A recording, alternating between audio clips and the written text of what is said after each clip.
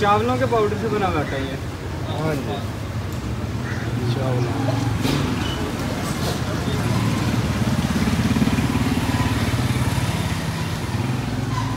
और ये तिल तिल है। हाँ जी।